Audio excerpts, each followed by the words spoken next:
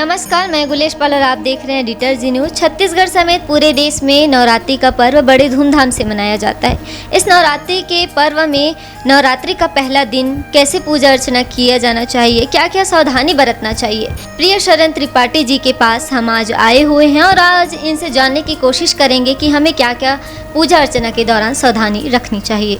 जी, सबसे पहले तो ये देखें कि नवदुर्गा जो है वो दुर्गा के नव रूप हैं। हमारे यहाँ पे दुर्गा पूजन की दो पद्धतियाँ हैं। एक जो बंगाल में प्रचलित है, इसमें ये भगवती के त्रिगुणात्मक स्वरूप की पूजा करता है। तो ये पंचमी में कलश स्थापन करके काली, लक्ष्मी, सरस्वती, फिर दुर्गा, यानी पंचमी, छठ, सप्तमी, अष्टमी। तो सप्तमी में निशा पूजन और अष्टमी में दुर्गा पूजन करके ये 4 दिन का अनुष्ठान करते हैं। और बकाये देश में एक दूसरी पद्धति चलती है जिसे नवदुर्गा पूजन करते हैं, जिसमें धारणा यह है कि प्रथमम शैलपुत्री, द्वितीयम ब्रह्मचारिणी, तृतीयम चंद्रघंटेति कुष्मांडेति, चतुर्थकम पंचमम स्कंदमातेति, षष्ठम कात्यायनीति च, सप्तमम कालरात्रिति, महागौरीति च, अष्टम नवमम सिद्धदात्री च नवदुर्गा प्रकीर्तिता। ऐसे हमारे यहाँ नवदुर्गा के 9 रूप आश्विन महीने के शुक्ल पक्षी प्रतिपदा से लेकर के और नवमी तक भगवती के 9 रूपों की पूजा नवदुर्गा के रूप में की जाती है। शायद यही कारण है कि हमारे यहाँ पे हर कन्या को, हर स्त्री को हम लोग दुर्गा के रूप में मानते हैं और उसकी पूजा करते हैं।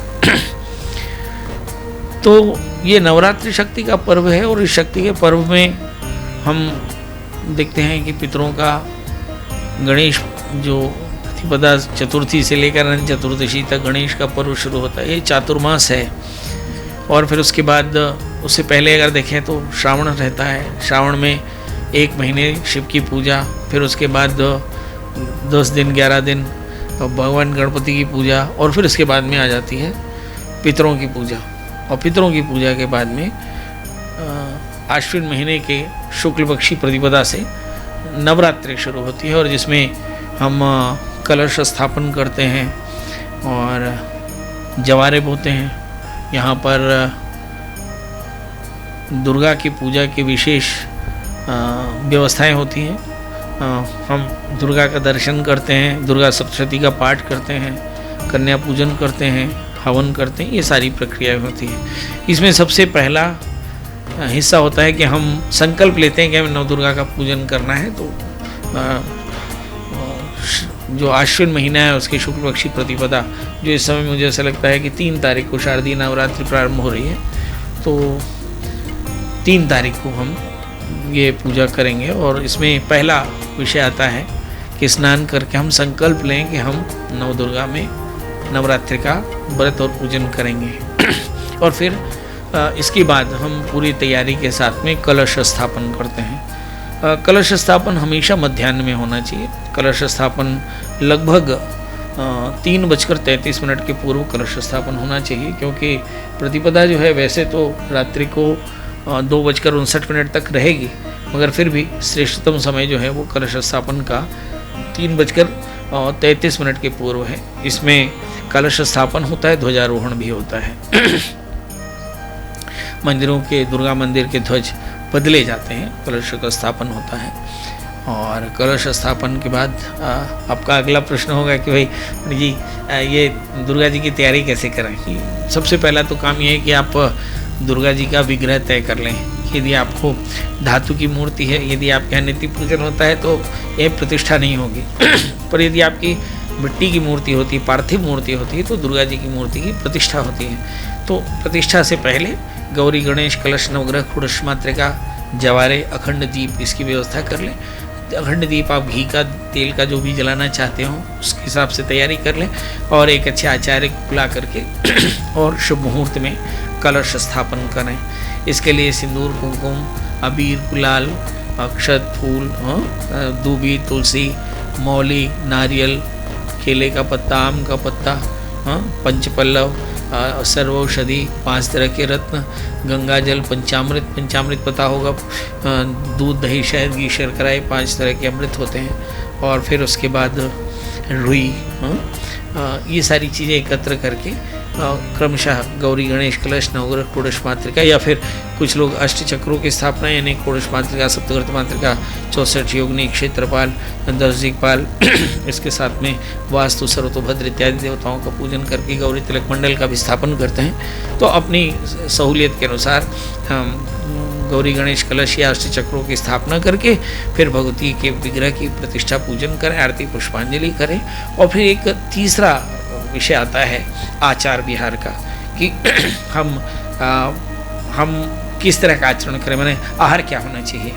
तो आहार हमारे बोलते हैं फलाहार करना चाहिए। पहले तो निर्जला रहना चाहिए, 9 दिन निर्जला रहना कठिन है, तो फलाहार कर लें, फल का आहार करें। उससे बात न बने तो 1 गिलास दूध पी लें, उससे बात न बने तो एक आहार एक आसना कर लें, एक बार आहार ले लें। नमक तेल का निषेध करना चाहिए। एक बार भोजन करें, भूमि में शयन करें और ब्रह्मचर्य का पालन करते हुए परम पवित्र रहने की चेष्टा करें, तो इससे काफ़ी अच्छा रहता है। तो इस तरह से ब्रह्मचर्य का पालन करते रहें। नए वस्त्र न धारण करें, तीखा मसालेदार सामान घर में न बनावें, है ना, काट छाट न करें, दाढ़ी न कटावें, बाल न कटावें। इन चीज़ों का थोड़ा ध्यान रखें, खासकर वो जो व्रती हो, है ना। लोग तो बड़ी श्रद्धा से इस व्रत को करते हैं और फिर नियम का पालन करते हुए नियमित दुर्गा सप्तशती का पूरा पाठ कीलक कवच अर्गला के साथ में करें और आहार का संयम रखें, ब्रह्मचर्य का पालन करें, माता के भक्तों की सेवा करें। माता की सेवा तो करें ही, भजन करें और सभी प्रकार के राग द्वेष से मुक्त होकर के जीव दया करें। ये हमारे यहाँ नवरात्रि का नियम है। एक तीसरा प्रश्न आपके पास आता है कि जिन बच्चों की शादी नहीं हुई, है ना, वो उनको क्या करना चाहिए। तो दुर्गा का एक नाम कात्यायनी भी है, खष्टम कात्यायनी थी, जो भगवती का 6वां रूप कात्यायनी का है। छत्तीसगढ़ में आप इसे छठी की देवी बोलते हैं, छठी मनाते हैं तो छठी की देवी है, खष्टम कात्यायनी थी, जो कि आपका देवी कात्यायनी की पूजा करते हैं। तो दुर्गा फिर कात्यायनी भी है। ऐसी स्थिति में आप यदि आपका ब्याह नहीं हो रहा हो तो कात्यायनी महामय सर्वयोग नधीश्वरी नंदोप संदीपति कोते नमः, ये कात्यायनी महामंत्र का जाप रोज कम से कम 5 माला रात्रि में 11 बजे से लेकर 3 बजे तक 9 दिन तक लगातार कन्याएं जपे तो विवाह हो जाएगा।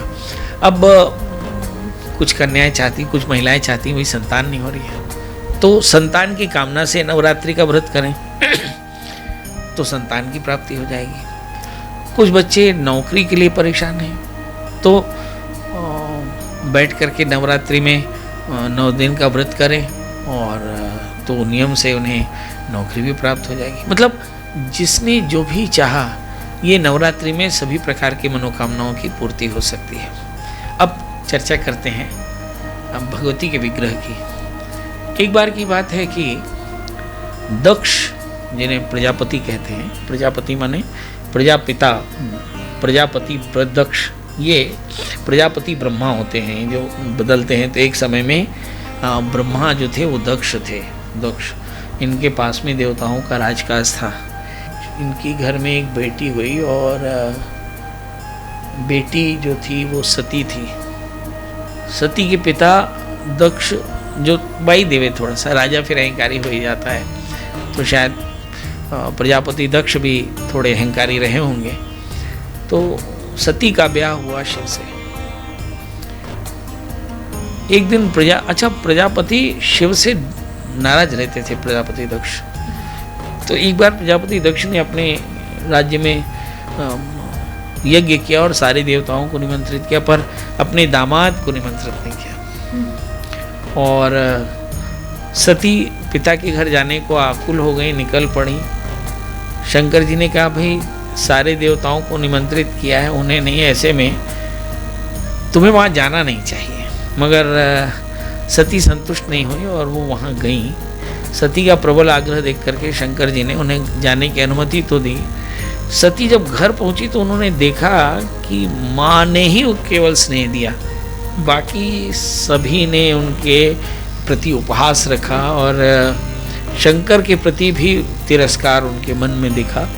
दक्ष ने उनके प्रति अपमानजनक बातें कही तो सती उससे बहुत ज़्यादा परेशान हो गई और पति का अपमान उनसे सहा नहीं गया और उन्होंने योगाग्नि से खुद को जला लिया। इस अनिष्ट से व्यथित होकर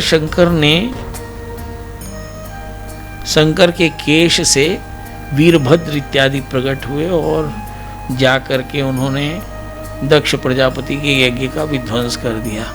हजारों गणों के साथ में ये यज्ञ विध्वंस कर दिया गया और सती चूंकि योगाग्नि में जल चुके थे। फिर आगे चल करके सती का जन्म हिमालय और मैना के घर में जन्म हुआ। हिमालय के घर में जन्म लेकर के सती पार्वती कहलाई, क्योंकि पर्वत पुत्री थी। हिमालय एक पर्वत है, तो पर्वत की पुत्री पार्वती। भगवती पार्वती के 9 रूप है। प्रथमम शैलपुत्री, हिमवान के घर में जन्म ली, पर्वतराज के घर में जन्म ली, इसलिए उनका नाम शैलपुत्री पड़ा। दुर्गा में भी पहला नाम शैलपुत्री। शैलपुत्री यही है। पार्वती का पहला बाल्यावस्था का स्वरूप ही शैलपुत्री है और आगे चल करके पार्वती को ही दुर्गा माना, पार्वती को ही दुर्गा कहा। और इनके लिए मंत्र, इसे जितने भी साधक हैं मूलाधार चक्र में भगवान भगवती पार्वती की पूजा करते हैं, इनका जो मंत्र है कि वंदे वांक्षत लाभाय चंद्रार्ध कृत शेखराम रखारूढ़ाम शूलधराम शैलपुत्रीम यशस्विनीम, ऐसा एक मंत्र है कि भगवती शैलपुत्री जो है वो वृक्ष में आरूढ़ हैं। वृक्ष माने वृषभ है ना, वृक्ष में आरूढ़ हैं और चंद्रार्ध कृत शेखराम, आधा चंद्रमा के समान शिखर पर बैठी हुई और जिनके चंद्रमा शिखर पर विराजता हो ऐसे भगवान भगवती पार्वती का ही विग्रह है। साधक जन मूलाधार चक्र में इनकी पूजा करते हैं। देखिए किसी भी देवता की पूजा के नियम साफ हैं कि श्रद्धा युक्तं करोति यः, भगवती की आराधना श्रद्धा से होनी चाहिए। शक्ति की आराधना है जिसमें पाखंड कम होना चाहिए। यदि आप पाखंड से भगवती का आराधन करते हैं तो ये आराधना सिद्ध नहीं होगी।